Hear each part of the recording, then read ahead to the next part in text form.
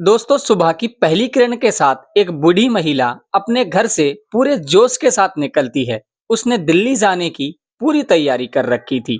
जैसे ही वो railway station पहुंचती है, किस्मत देखिए कि दिल्ली जाने वाली ट्रेन उसके सामने खड़ी थी। ममता जी उस ट्रेन में सवार तो हो जाती हैं, लेकिन अंदर का नजारा देखकर दंग रह जाती हैं। ट्रेन में इतनी ज्यादा भीड़ थी कि पैर रखने के लिए भी जगह नहीं थी। और तभी ट्रेन उस स्टेशन से चल देती है। हार मानकर वो एक नौजवान लड़के से गुजारिश करती है कि क्या वो उन्हें अपनी सीट पर बैठने की इजाजत दे सकता है। उस लड़के ने सवाल किया कि अगर मैं आपको अपनी सीट पर बैठने दूं तो मैं खुद कहां बैठूंगा। इस पर ममता जी ने उसे बड़े ही स्वभाव से कहा कि तुम मेरी गोद में बैठ जाना। वो लड़का मान गया और उसकी गोद में बैठ जाता है। लेकिन दोस्तों, जैसे जैसे रात बढ़ती है और सफर आगे बढ़ता है, उस लड़के ने महिला के साथ कुछ ऐसा करना शुरू किया जिसे सुनकर आपके होश उड़ जाएंगे। जी हाँ दोस्तों, ये कहानी बहुत ही दिलचस्प है, जिससे आपको बहुत कुछ सीखने के लिए मिलेगा। इस कहानी को अंत तक जरूर सुनिएगा, क्योंकि इस कहानी का आखिरी हिस्सा आपको हैरान कर देगा। उससे पहले अगर आप मेरे चैनल पर नए हो तो प्लीज आप मेरे चैनल को सब्सक्राइब करो, वीडियो को लाइक करो और साथ ही एक प्यारा सा कमेंट कर देना कि आप ये वीडियो कहां से देख रहे हो। यह कहानी नेपाल बॉर्डर के सटे एक छोटे से गांव की है, जहां ममता नाम की एक बेहद ही खूबसूरत महिला रहती थी। ममता के पति का देहांत कई साल पहले हो चुका था और वो बिल्कुल अकेली रह गई थी। उनका एक बेटा था जिसका नाम था बलराम, जो अपनी पत्नी के साथ दिल्ली में रहकर प्लम्बर का काम करता था। बलराम शहर में जो भी कमाता उसी से अपना खर्च चलाता था, लेकिन अपनी बूढ़ी माँ को एक फूटी कौड़ी भी नहीं बेचता था। यहाँ तक कि वो फोन करके हालचाल पूछना भी जरूरी नहीं समझता था। ममता गांव में अपनी थोड़ी सी जमीन पर खेती करके अपना पेट पाल रही थी, लेकिन उसका मन अपने बेटे और बहू को देखने के लिए तड़प रहा था। ममता भले ही उम्र दराज थी, लेकिन उसकी खूबसूरती अभी भी कायम थी, जिसे देखकर गांव के लोग भी उन पर जान छिड़कते थे। पर ममता बड़े ही उसूलों वाली महिला थी। एक दिन आंगन में बैठे बैठे उन्हें अपने बेटे की याद आई और वो फूट फूट कर रोने लगी। उनकी आवाज सुनकर पड़ोसी महिला वहां आ गई और उन्हें समझाया कि एक महिला ने सलाह दी, अगर आपका मन इतना ही कर रहा है तो आप दिल्ली चली जाओ। ममता ने अपनी आर्थिक तंगी के बारे में उसे बताया, लेकिन उस महिला ने उसे उधार पैसे दे दिए और वह सुबह दिल्ली के लिए निकल पड़ी। स्टेशन पर जब ट्रेन आई तो वो उसमें चढ़ गई। भीड़ की वजह से उन्हें खड़ा रहना पड़ा।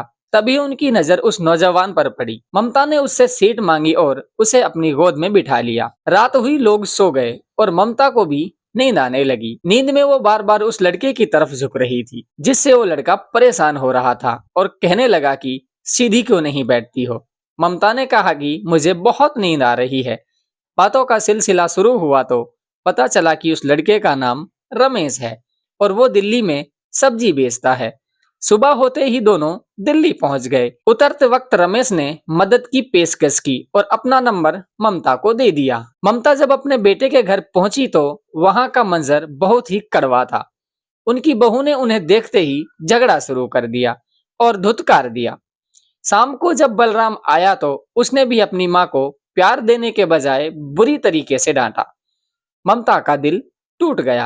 वो रोते हुए वापस स्टेशन पर आ जाती है। स्टेशन पर ट्रेन लेट थी। वहीं बैठे बैठे उन्हें रमेश का फोन आ जाता है। ममता ने रोते हुए रमेश को सारा कुछ बता दिया। रमेश तुरंत वहां स्टेशन पहुंचता है और उन्हें अपने साथ अपने कमरे पर ले आता है। रमेश के साथ रहते हुए ममता की पूरी शख्सियत बदल गई। 3 महीनों में उनका पहनावा, हेयर स्टाइल और रहन सहन ऐसा हो गया कि किसी पढ़ी लिखी शहर की मैडम जैसी दिखने लगी। एक दिन जब ममता और रमेश मॉल में शॉपिंग कर रहे थे तो वहां उनकी मुलाकात बलराम और उसकी पत्नी से हो जाती है। बहू ने तो पहचान लिया, लेकिन बेटा अपनी माँ को नहीं पहचान पा रहा था। जब बलराम को यकीन नहीं हुआ कि ये उसकी माँ है तो उसने उससे बात करनी चाहिए, लेकिन ममता ने उसे पहचानने से इनकार कर दिया। बाद में बलराम उन्हें ढूंढते हुए रमेश के घर पहुंच जाता है और माफी मांगने लगता है, लेकिन रमेश ने उसे बुरी तरीके से खरी खोटी सुनाई। ममता ने साफ कह दिया कि अब उनके लिए सिर्फ रमेश ही सब कुछ है। बलराम हार कर वापस चला गया। करीब 2 साल बीत गए। एक दिन बारिश की वजह से ममता को बहुत ठंड लग रही थी।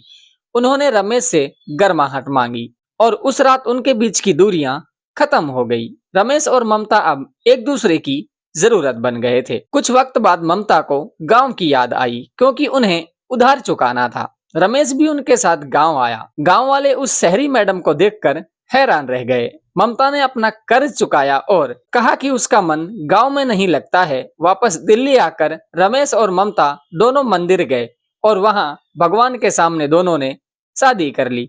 इस तरह एक ठुकराई हुई माँ को रमेश के रूप में एक नया जीवन साथी और सहारा मिल गया। दोस्तों, आपको इस कहानी से क्या सीखने के लिए मिला है, कमेंट बॉक्स में कमेंट करके जरूर बताना। अब आपसे मुलाकात होगी किसी और नई सच्ची घटना के साथ। तब तक के लिए आप अपना ख्याल रखिएगा। धन्यवाद।